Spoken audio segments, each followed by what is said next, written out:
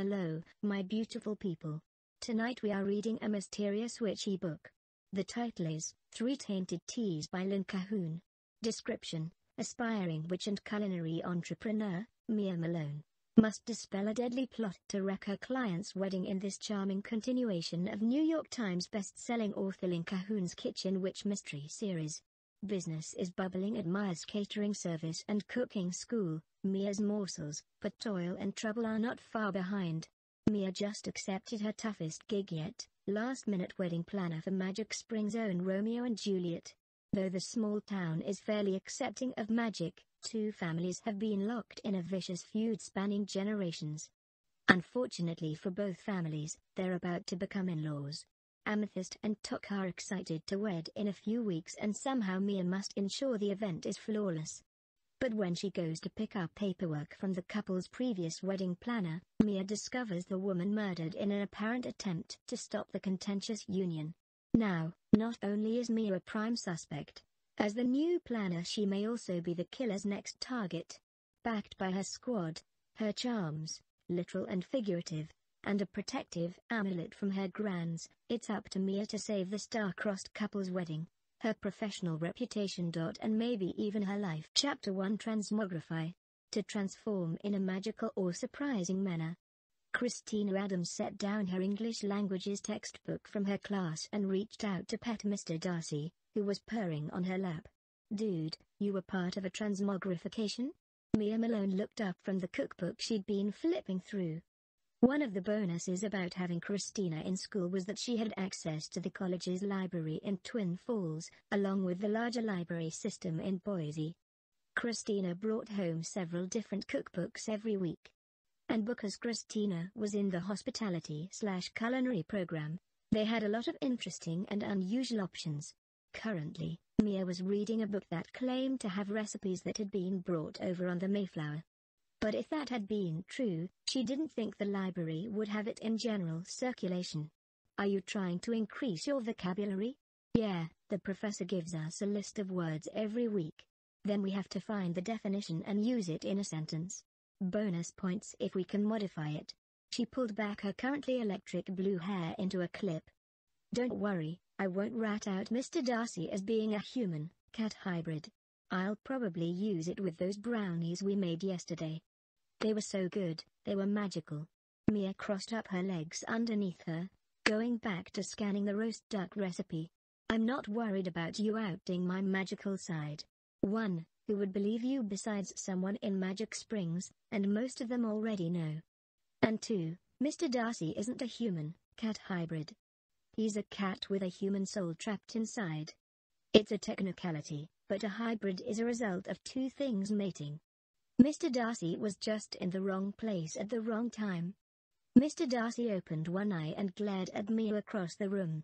"And Grands hasn't figured out a way to get him out yet," Mia added, hoping the addition would calm the feline. She checked her watch. "I can't believe it's after 11. What are you doing here with me on a Saturday night? Is Levi working? He's got night shifts all week." Bethany was having dinner with a friend from the coven who's getting married. Bethany is her maid of honor. Christina set the book on the table and rubbed Mr. Darcy's ears. "But you should hear how Bethany talks about her. I'm beginning to think she must say horrible things about me when I'm not around. I don't know why this girl would ask her to be in her wedding. Sometimes people don't realize that the way they treat others will catch up to them." Mia wasn't one of Bethany's biggest fans, but she wasn't Christina's mother either, thank the goddess. She was just her friend and her boss, who is getting married. "I'm surprised I haven't heard about the catering for the reception. The wedding planner decided the lodge would be a better fit for catering. I don't think she even asked for a proposal from us." Christina yawned and stood, putting Mr. Darcy back down on the chair. "I'm going to bed. I'm glad Bethany couldn't go out tonight. I don't think I could have kept my eyes open after today's event. I didn't even know they had a spring Mother's Day tea here in Magic Springs." Mia didn't look up from the recipe. "Grands has been the chairman for years. I really need to send her a bunch of flowers, or maybe just stock her freezer again with some made-for-one meals. She's been getting us a ton of bookings lately." "Well, she's introducing you to the right people. Your food is getting the bookings. Even Bethany said that Amethyst's planner was stupid going with the lodge. Mia's Morsels is becoming the go-to catering business in Magic Springs. Christina picked up her book and strolled out of the living room. Talk to you in the morning. I'm going to call Levi and say good night. Levi Majors was a local EMT and Christina's boyfriend. They'd had a few issues last year, but now they were solid. Mia figured they'd start talking about marriage once Christina finished school and decided where to look for work. Levi had stayed in town so far for the skiing, but Mia had a feeling he'd follow Christina to the Arizona desert if he had to. The boy was in love. Mr. Darcy jumped off the chair and hurried after Christina. Alone, Mia glanced over at the gas fireplace. Early May wasn't a time for hot summer temperature in the Idaho mountains, especially at night. Mia snapped her fingers and the fire roared to life. She cuddled back into her chair. Sitting reading next to a roaring fire was a perfect way to spend an evening. Maybe she should make some cocoa too. Her musing was interrupted by the front door bell ringing. She stood and glanced at the display. Bethany stood there looking into the camera. Mia buzzed her inside and opened the apartment door. It would take Bethany at least a minute to get up the 3 flights of stairs. Mia went and knocked on Christina's door. "Come in," Christina called. Mia opened the door but stayed out in the hallway. "Bethany's here." "What?" Christina stood and spoke into her phone. "Levi, I'll call you back." Bethany just showed up. Christina walked past Mia and went straight to the doorway to greet her friend. "What are you doing here?" "Oh, my goddess. Christina, you won't believe what I just found out." Bethany plopped down on the couch, her silver, sparkling dress and black leather boots making her look like she should be at a holiday party, not a girls' night out. Amethyst's cousin isn't going to be able to attend the wedding. She's got school graduation or something stupid like that the same weekend, so she needs someone who's a size 4 to replace her. So guess what? Christina shut the door behind Bethany and then sat back on the chair she'd just vacated. She glanced at Mia when she saw the fire, but then focused back on her friend. "Okay, what? You're going to be in the wedding with me? Isn't that the best? You'll love her. She's so much fun. She was part of Kappa C when I attended U of I before I lost my funding. The dresses she picked out are from a new designer out of New York. You're going to love it. And Tox groomsmen are all to die for." Bethany bounced on the couch. "This is going to be the party of the year." Mia picked up the cookbook from her chair and nodded to Christina. "I'm heading to my room. I'll see you in the morning." Christina nodded, but even from a distance Mia could see she wasn't happy about being a replacement bridesmaid for a woman she'd never even met. Oh, the joys of being friends with someone who just didn't get the friendship part of being friends. Bethany always had her own agenda, even when she told you it was all about you. Mia's phone rang as soon as she closed her bedroom door. "Hi, Grans. How are you tonight?" "I'm good, dear, but is something wrong over there? I'm feeling some negative vibes coming from the school." "Did Isaac try to call you? Or is Christina's mother visiting?" "Neither, Grans. I think you're attaching to Christina's emotions. Her friend Bethany is over and she's trying to talk Christina into standing in for a missing bridesmaid." Mia sat cross-legged on the bed and leaned over to grab the novel she'd been reading last night. She'd probably be able to finish it tonight. "Well, shoot, I knew something was going on. I haven't felt Christina's emotions before. I wonder if she's starting to develop some of her innate talents. She's magical?" Mia stopped reading the book's back cover, focusing on her grandmother's words. "Oh, heavens no. She just is starting to tune into her own power. She's been under her mother's thumb for so long, she didn't really develop her own sense of self until this last year." "I should have thought you'd picked up on that." "Well, yeah, but," Mia bit her lip. "Fighting with her grandmother never did anything. Anyway, I don't think she even knows this girl that's getting married. I'm sure she's met Amethyst before. Mia, it's a small town. Everyone knows everybody. I'm just not sure whether Christina wants to be part of this wedding. There's a bit of a feud going on between the coven and the groom's tribe. I'm sure it will be fine, but you know how things are when there's alcohol involved. Tempers flare. Wait, how did you know what wedding we were talking about? Oh, never mind. Anyway, you said the groom's tribe. Is he a witch too? Or is she marrying a mortal? This was getting more interesting by the minute. Maybe she'd have to see if Bethany could get her and Trent invited to the wedding. Mortal and witch weddings were always fun to watch because most of the time either the bride or the groom wasn't honest with the other until after the vows were cast. Then the bond makes the witch's true self apparent to the mortal spouse. It made for some interesting arguments during the reception. No, dear. Tok's tribe is from the northern Idaho woods. He's a shape-shifting wolf. Granz's pronouncement wouldn't have surprised Mia more if she'd said an alien from outer space. Shapeshifters aren't real. Besides, the only modern sighting of a werewolf was in Wisconsin. We're a long way from there. They're cousin packs. Although the main tribe, or is it a pack?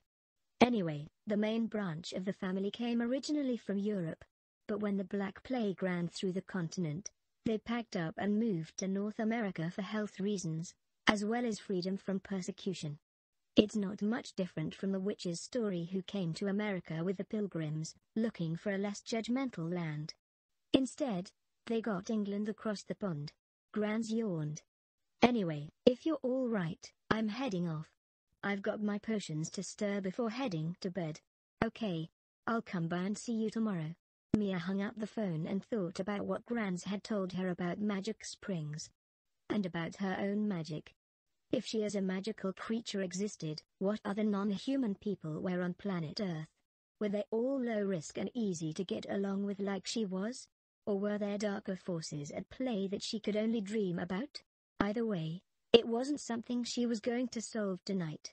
She might as well work on the problem of feeding the homeless or world peace. She might have better luck solving those issues. She picked up her book and curled up on the bed, falling into the story right where she'd left off last night. An hour later she heard the door open and shut, then the sound repeated a few minutes later. Christina must have walked her friend down to the first floor exit and she was back now. A small knock came on her door. Come in. Mia set the book down. Christina would probably want to talk about this. She braced herself for what she was going to hear. What's going on? Chapter 2. Mia wasn't surprised when she'd got a call the next morning to step in as wedding planner for Amethyst and Tok's nuptials. She was surprised, however, that the wedding was the next weekend. She tripled her normal price for these events and kicked herself when Amethyst's mother agreed without a hesitation. She should have quadrupled the charge. May I ask what happened to your last planner? Of course. She and I had a different vision for the wedding. My daughter is only going to be married once, according to her, so I need to make this as perfect as possible. Cassandra Eustace paused. The fact you're Mary Alice's granddaughter made it easier to explain the special circumstances to you. Chelsea was just so human. She never listened. Well, I hope I can pick up from where she stopped without a problem. Mia glanced at her calendar. Can I stop by today and we can walk through the plans? Did she leave what she'd started? The book is here. But I've got lunch plans and by the time I get back, I'll need to get ready for an evening event. Just come by any time and pick up the book. If you have questions, Selena, my assistant, will be here. She's up on all the things that need to be changed. Great, she'd underbid the event and she had a client who was too busy to talk but not too busy to fire her if she didn't live up to her expectations. Please leave a deposit check with Selena, then. Mia quoted an amount that was more than her usual deposit, but she didn't know how long she'd actually be on the project. Might as well pay herself first. She stood and took out a new notebook and started writing down everything she knew about Amethyst and Tok's wedding. Where, when, who. When Christina dragged herself into the kitchen and poured a cup of coffee, she grinned. Good morning, sunshine, I'm glad you're awake. I need your help. Coffee first, work later. She sat down at the table and sipped the coffee. I'd tell you my megilla, but it's a long, drawn-out story. One of your vocabulary words? Mia didn't even try to hide her smile. Living with Christina was always entertaining. Yep. And I think I nailed the usage, don't you? It's cute, right? Christina's eyes closed as she sipped the coffee. Your coffee here is better than the coffee shop where we go to study. Maybe you should just open coffee bars all over the area. I'd get bored with just serving coffee. But it's a good thought for an expansion. Mia made a note on her calendar to look at her business plan. Speaking of expanding, I have good news. We have an event next weekend. Christina's eyes flew open. Perfect. Then I can tell Bethany I can't play bridesmaid with her. This is amazing news. What are we catering? We're not really catering the event. And it's Amethyst and Tuck's wedding, so I guess, yes, you can be there. Mia refilled her coffee cup. Oh, man. Seriously? She leaned back in her chair, her eyes closed. I guess I need to rethink my friendship with Bethany. She seems to get me into a lot of uncomfortable situations. Maybe it's just stretching your comfort zone. I'm sure if Amethyst could find another friend to step in, she would have. Mia studied the list. I can't go much farther on this until I know what the first wedding planner has completed. Do you want to drive over to Amethyst's house with me later? I guess so. Maybe I can meet this chick and at least know who I'm standing up for next weekend. She glanced over toward the cabinet. Do we have any of those muffins left from Tuesday's orders? I think I need to gain a few pounds so I can't fit into that dress. I'm not sure your plan is going to work. You seem to burn off everything you eat. Mia stood and got 2 chocolate chip muffins out of the plastic bag she'd put in the cupboard yesterday. Do you want yours warm? No, I'm fine just the way they are. Christina held up her hands. Levi says Trent's out of town at some grocery convention. I'm surprised he didn't ask you to come along. Mia didn't meet Christina's gaze as she tossed her a muffin. He'll be back on Monday. I knew it. He did ask you, but you said no. Christina curled up her leg underneath her. Why? Don't tell me you're not in love with the dude. 'Cause I know you are. Love's a strong word. Mia sat at the table and peeled the paper wrapper from the muffin. She broke off a piece and ate it before continuing. I don't know. It would have been a free trip to Vegas. You could have handled the orders. And I wouldn't have been here to say yes to this wedding planning, which may turn out to be a total disaster. So why did you say no? Christina's voice was softer. Kinda now? Mia shrugged. I just didn't feel it. I mean, it would have been a fun trip, but are we ready for a week just the 2 of us? He would have been in meetings a lot of the days. You could have gone restaurant hunting and eaten some amazing food. My professor talks about how Vegas has turned into a place where every chef wants to open a restaurant. It used to be New York City, I guess. Mia sighed. She'd overthought the trip so long by the time she'd decided to go it had been too late to buy a second ticket. I probably made a mistake on that one. Well, you'll just have to be extra nice to him when he comes back so he knows you missed him. Christina's phone rang. That's Levi. He must just be getting off. What time do you want to go to Amethyst's? Let's say 10? Mia thought that would give her enough time to read the planning book and still get phone calls made if she needed to. And she needed to order some books on wedding planning, just to refresh herself on the process. Christina nodded as she answered the phone. How was your shift? Mia watched as her housemate moved out of the kitchen and into the hallway toward her bedroom. Mr. Darcy meowed from the floor where he was currently sitting, watching Mia. Yes, my emotions are a little up and down this week. I think I need to either go for a run or do some spell casting later to see if I can work off some of this excess energy. She reached down to stroke Mr. Darcy on the back and he took off to the front door. She stood to go let him out, but his resident spirit witch, Dorian, must have decided to help a cat out and the door creaked open. Mr. Darcy slipped through the crack and then the door closed with a thud. At least he was closing the doors he opened with magic.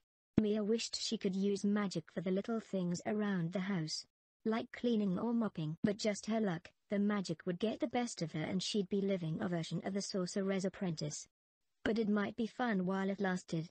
Gloria, her kitchen witch doll and familiar, giggled. Mia finished her muffin, then threw away the paper. She'd put off getting ready for the day and, instead, went into her newly acquired library to see if there were any books on wedding planning. They'd be old and out of date, but she might be able to salvage something. Mia grabbed the key to the library.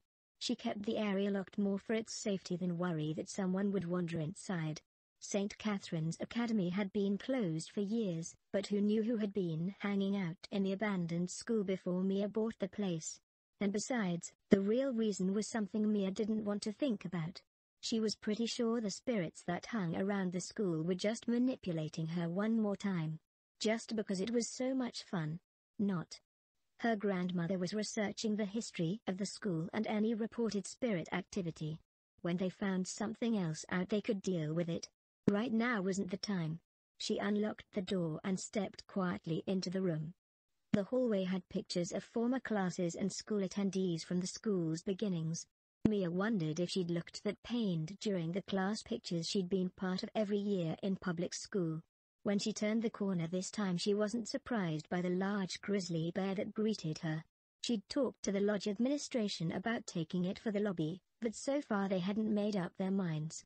She should reach out to the Magic Springs Historical Society too. Maybe they'd have a use for a 6-foot, stuffed bear on wheels. She eased through the stacked furniture and perused the shelves. She'd pulled out all the cookbooks from the library and they were now sitting on the window seat in her kitchen. Much to Mr. Darcy's displeasure. If the library had been set up according to the Dewey Decimal System, wedding planning books should be near where she'd found the cookbooks. The library had an old-fashioned card catalogue, but there were so many desks and other pieces of furniture stacked next to it. It would take her a week to get there and another week to move the furniture back away from the bookshelves. The first thing she was going to do when she got back to her office was put a date on the calendar for a yard sale, then have Trent and Levi lug all these desks out of here. Well, except for a couple for decoration. She found the shelves where the whole of missing cookbooks was and started scanning the shelves to the left of that. Of course she didn't find anything. Then she went right. By the time she was done, she had 5 fairly new texts about wedding planning for the young bride. The material might be ancient, but the process should have stayed about the same, right? She was almost out of the room when she heard a noise behind her. She turned around and a book lay on the floor. Right where she'd just been. Okay, then, what do you want me to see? She went back and picked up the book. It was an old book about the beginnings of what was now Blaine County, the area that included Magic Springs. She frowned and looked around the room. What is this supposed to tell me about wedding planning? There was no answer. Not even a giggle from her tricky familiar, Gloria. She tucked the book in with the others and shrugged. If you're not talkative, I guess I'll be going. She left the room and locked the door, heading back to the apartment to start reading through the wedding books, a plan forming in her head as she did. Christina came out to the kitchen a few minutes before 10. I'm as ready as I'm going to be. Mia looked up from the book she'd been reading and held back a gasp. Why are you dressed up? We're just going there to pick up a book. These people are considered Coven royalty. The dad has been on the Coven board for more years than most people have been alive. They have pull in Magic Springs. I want to make a good impression. Mia stood and pushed a lock of Christina's blue hair out of her eyes. You just be you. That's all you have to be to make an excellent impression. When Mia pulled her ancient van into the driveway of the Uzzi's, she wondered if she'd made a mistake not taking Christina's lead and changing. The house was architecturally beautiful and had to be 10,000 square feet. Even Christina's family home would look tiny in front of this one. And the Adamses had money. Christina turned and looked at Mia. You see? I told you. My mum would be so happy I'm here and making friends. She did the air quotes. Well, we're just here as the help, or at least I am. You're in the freaking wedding party. I guess that makes you someone special, at least in their eyes. If I get a chance, I'll snap a picture of you that you can send to your mum. When she asks about where it was taken, and she will, you can say, oh, that's my new friend's parents' house. That should get you next semester's tuition paid without a hassle. Mia, you are scheming and awful and I adore you. Your best shot is with me on the steps. Let's get the picture before we ring the bell. Christina fluffed her electric blue hair. I can always count on you for ways to deal with my mum. Mia felt just a little bad as she stood near the van and watched Christina position herself on the stairs. She snapped several pictures for Christina's use and then tucked the phone into her pocket. Time to go meet the neighbors, so to speak. Mia knocked on the door, which was opened almost immediately by a man dressed in a butler's suit. She nodded and stepped forward. "Hi, I'm Mia Malone. Mrs. Eustace left me a book for the wedding? I'm the new wedding planner." "Yes, come in. I'll get Selena, Mrs. Eustace's personal assistant. She has the information. Please follow me." "Can I get you refreshments? Coffee?" Mia glanced around the large foyer. "Coffee would be fine. This is such a lovely house, and so large. The family enjoys their time here in Magic Springs. This is one of their larger homes." He paused at the doorway to a sunny living room. "Please make yourself comfortable. Selena will be right with you. Your coffee service will be delivered shortly." After he left them alone, Mia sat on one of the white couches. She perched on the edge. "Wow, you were right. Stand by the fireplace and I'll get another shot before anyone comes in." Christina grinned. "I'm so glad you're my friend.